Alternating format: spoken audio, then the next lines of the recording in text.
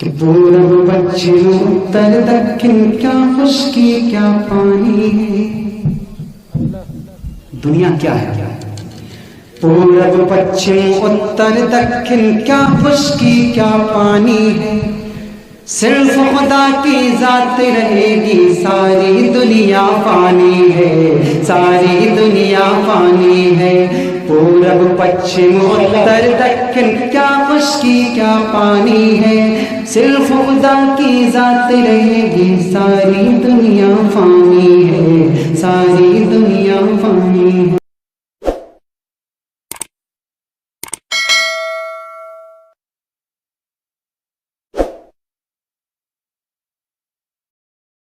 اب آسانیاں ہی آسانیاں ہیں، سہولت ہی سہولت ہے.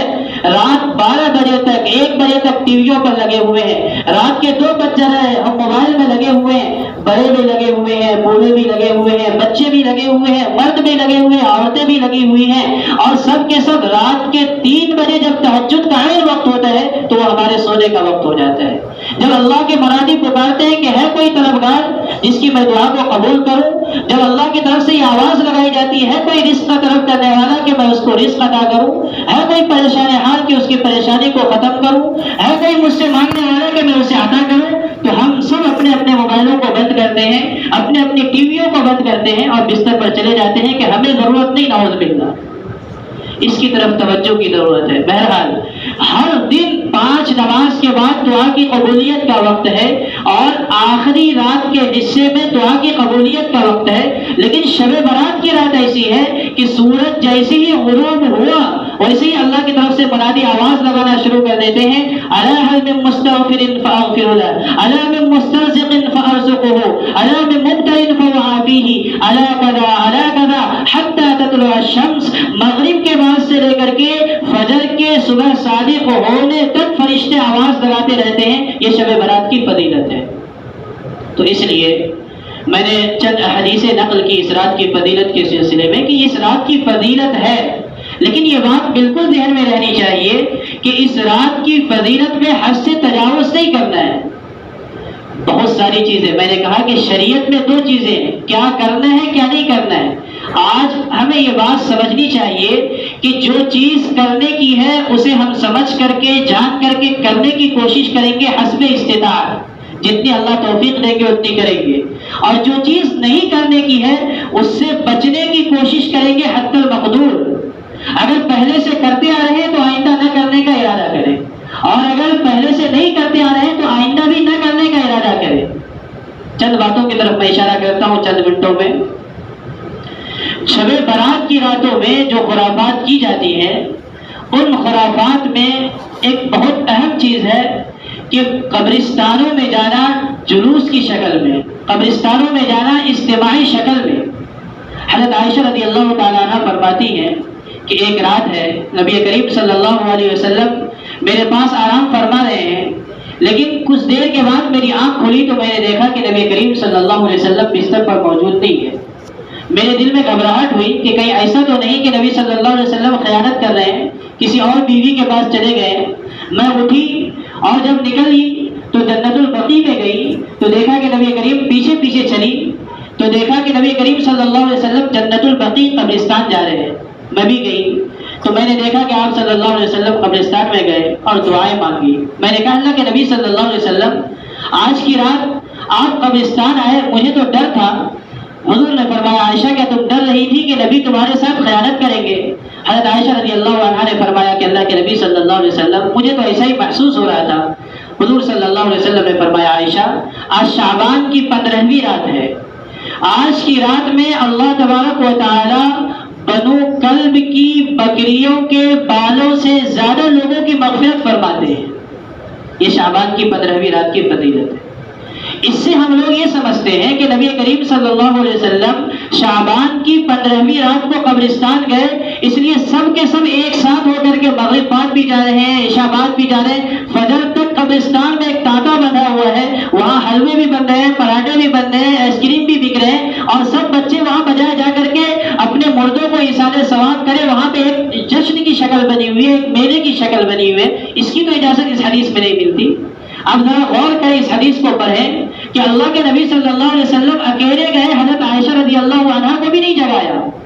اگر اس رات میں اجتماعیت کے ساتھ جانا ہوتا اور اجتماعیت کے ساتھ قبرستان میں جا کر کے ایصال ثواب کرنا یہ محبوب ہوتا، پسندیدہ ہوتا، تو اللہ کے نبی صلی اللہ علیہ وسلم مغرب میں اعلان فرما دیتے کہ دیکھو آج شعبان کی 15ویں رات ہے، آج سب قبرستان جانا، اپنے اپنے مردوں کے لیے ایصال ثواب کر دینا۔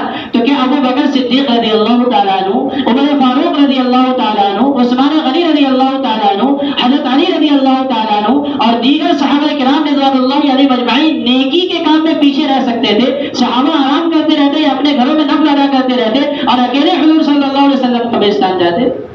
معلوم یہ ہوتا ہے کہ نبی کریم صلی اللہ علیہ وسلم کا ایک بار کا عمل ہے، آپ صلی اللہ علیہ وسلم گئے ہیں، اس لیے ہم سنت پر عمل کرنے کی نیت سے زندگی میں کبھی توفیق ہو، کبھی موقع ملے چلے جائیں، انفرادی طور پر چلے جائیں، لیکن پوری اجتماعیت کی شکل بنانا اور وہاں جا کر کے میلہ اور ٹھیلے کی شکل بنا دینا، اس کی شریعت میں اجازت نہیں ہے۔ یہ بات بھی نوٹ کرے اور اس پر عمل کرنے کی کوشش کرے۔ دوسری ایک عجیب و غریب بات جو اس مہینے اس 15ویں شب میں، شب برات کی شب میں کی جاتی ہے، اور ہمارا عقیدہ ہے، ہمارے اندر یہ بات آ چکی ہے، وہ ہے روحوں کا گھر آنا۔ بہت سارے لوگوں کا یہ عقیدہ ہے کہ روح جو ہوتے ہیں، جو مردے ہیں، جو ہمارے گھر کے بڑے مر گئے ہیں، وہ شعبان کی 15ویں رات کو اپنے روحوں کے اپنے گھروں میں آتے ہیں اور اپنے گھروں میں آ کر کے لوگوں کی خبر خیریت لے کر کے جاتے ہیں۔ تو یہ بے اصل بات ہے۔ روحیں جو اس دنیا سے جو لوگ چلے گئے، ہمارے آبا و اجداد، وہ اس دنیا میں کائے کے لیے آئیں گے؟ ان کی روحیں کیسے آئیں گی؟ اور بعض لوگ تو یہاں تک کرتے ہیں کہ وہ کہتے ہیں کہ روحیں آتی ہیں اور کھانا کھا کر کے جاتی ہے گھروں سے، لہذا وہ دسترخوان بچھاتے ہیں، اور دسترخوان بچھانے کے بعد اس پر کھانے رکھے جاتے ہیں۔ اور اس سے آگے کی بات ہوتی ہے، بعض لوگ کہتے ہیں کہ میرے دادا بیڑی کے بہت شوقین تھے تو بیڑی دسترخوان پر رکھ دیتے ہیں، میرے ابو سگریٹ کے بہت شوقین تھے تو سگریٹ وہاں پہ رکھا جاتا ہے دسترخوان پر۔ یہ کیسی بے عقلی کی بات ہے؟ نہ حدیث سے اس کا ثبوت ہے، نہ قرآن سے اس کا ثبوت ہے، نہ عقل میں آنے والی بات ہے کہ جو آدمی اس دنیا سے چلا گیا ہے اس کی روحیں ہمارے گھر میں کیوں آئے گی؟ اور اگر آئے گی تو اس کے کھانے کی کیا ضرورت ہے؟ اور جو روح، اصل بات یہ ہے کہ جو اس دنیا سے چلا گیا، چاہے ہمارے آبا و اجداد میں سے کوئی بھی ہو، اگر وہ نیک تھے تو جنت میں مزے لے رہے ہوں گے، ان کی روحیں جنت میں مزے لے رہی ہوں گی، تو ہماری دنیا کی حقیر چیزیں سگریٹ پینے کے لیے اور بیڑی پینے کے لیے کائے کے لیے آئے گی؟ اور اگر وہ روحیں غلط تھی نہ، اللہ نہ کرے خدا نہ خواستہ، وہ لوگ بدعملی کر کے اس دنیا سے گئے تو وہ تو عذاب میں مبتلا ہوں گے، اسے اللہ تبارک و تعالیٰ آنے کیوں دیں گے؟ تو جو روحیں اس دنیا سے غلط کام کر کے گئے، بدعمالیاں کر کے گئی، وہ تو عذاب میں مبتلا ہے۔ جو اچھے کام کر کے گئے وہ تو اپنے جنت کے مزے میں ہیں، تو دنیا میں آنے کا دونوں کے لیے سوال پیدا نہیں ہوتا۔ اس لیے یہ عقیدے کو بھی ختم کرے، اپنے معاشرے سے ختم کرنے کی کوشش کرے۔ اس کے علاوہ بھی بہت سارے ایسے عقیدے ہیں جو ہم کرتے ہیں، آتش بازی کرنا، پٹاخے چھوڑتے ہیں۔ بہت سارے علاقوں میں شعبان کی 15ویں رات میں لوگ پٹاخے چھوڑتے ہیں، ظاہر سی بات ہے یہ تو اس کا کسی بھی طریقے سے کوئی ثبوت نہیں ملتا۔ اس کے علاوہ حلوہ بنانے کا ایک رواج ہے، شعبان کی 15ویں تاریخ کو ہم لوگ حلوہ بناتے ہیں۔ اب میں نے بات عرض کی کہ اللہ کے نبی صلی اللہ علیہ وسلم سے عبادتوں کا ثبوت ملتا ہے، خاص عبادتوں کا ثبوت نہیں ملتا تو عبادت کرے، لیکن شیطان نے دیکھا، میں نے ایک بات اور نقل کی کہ اللہ کے نبی صلی اللہ علیہ وسلم نے فرمایا کہ اس رات میں اللہ تبارک و تعالیٰ بنو کلب کی بکریوں کے بالوں سے زیادہ لوگوں کی مغفرت فرماتے ہیں۔ اس زمانے میں بنو کلب کے پاس سب سے زیادہ بکریاں تھیں، بکریاں لاکھوں کی تعداد میں، تو سوچئے ان کی بالیں کتنی ہوگی، اتنی تعداد میں اللہ تبارک و تعالیٰ مغفرت فرماتے ہیں۔ شیطان کہیں چھوٹتا نہیں، اس نے دیکھا کہ آج کی رات میں اتنے لوگوں کی اللہ مغفرت فرمانے والے ہیں، اس نے ہمیں حلوے میں لگا دیا۔ انسان کھاتا ہے تو کھانے کے بعد نیند آتی ہے، جس قدر زیادہ کھائے گا اس قدر نیند جلدی آئے گی۔ اور پھر میٹھی چیز کھانے کی خاصیت یہ ہے کہ انسان پر نشے کی سی کیفیت طاری ہوتی ہے اور جلدی نیند طاری ہوتی ہے۔ تو آج کی رات میں صرف کھانے کے لیے شیطان نہیں لگایا، بلکہ کہا کہ میٹھی چیز کھاؤ، حلوے بناؤ تاکہ جلدی نیند آ جائے، تم کوئی عبادت انجام نہ دے سکو، عشاء پڑھ کے سو جاؤ یا مغرب پڑھ کر کے سو جاؤ اور فجر کی نماز بھی غائب ہو جائے، نہ عشاء پڑھ سکے نہ فجر پڑھ سکے، اور یہ رات کو برباد کر لیا صرف حلوہ بنانے میں اور حلوہ کے کھانے اور کھلانے میں۔ اس لیے اس طرف بھی ہمیں توجہ، ذرا ہم عقل سے بھی سوچیں، شریعت کی نگاہ سے بھی سوچیں کہ یہ وہ تمام چیزیں ہیں جو ہماری شریعت میں نہیں ہیں۔ تو بہت ساری چیزیں ایسی ہیں جو کرنے کی ہے، بہت ساری چیزیں ایسی ہیں جو نہیں کرنے کی ہے۔ ہم اپنے علماء سے رجوع کریں جو لوگ جانتے ہیں اس سے رجوع کریں، کیا چیز کیسے کرنی ہے اور کتنی مقدار میں کرنی ہے، کس طرح کرنی ہے، اس کو اتنی مقدار میں کرنے کی کوشش کریں۔ اللہ توفیق دے، شب برات کی رات میں خوب عبادت کرے، دعا مانگے، سب کچھ کرے، لیکن خرافات کرنا، بدعات و رسومات کے اندر پڑنا، اس سے بچنے کی کوشش کرے۔ اللہ تبارک و تعالی ہم سب کو ان باتوں کو سمجھ کر اس پر عمل کرنے کی توفیق نصیب فرمائے۔ شعبان المعظم کا مہینہ کی آج 7 تاریخ ہے، اس کے بعد شب برات آ جائے گی اور رمضان المبارک کا مہینہ شروع ہو جائے گا۔ یہ شعبان کا مہینہ جو ہے رمضان کی تمہید ہے، رمضان کی تیاری کے لیے۔ کہتے ہیں کہ رجب کا مہینہ جو ہے یہ ہواؤں کے چلنے کا ہے، رحمت کی ہواؤں کے چلنے کا ہے، اور شعبان کا مہینہ جو ہے وہ بادلوں کے جمع ہونے کا ہے، اور رمضان کا مہینہ جو ہے وہ رحمتوں کے برسنے کا مہینہ ہے۔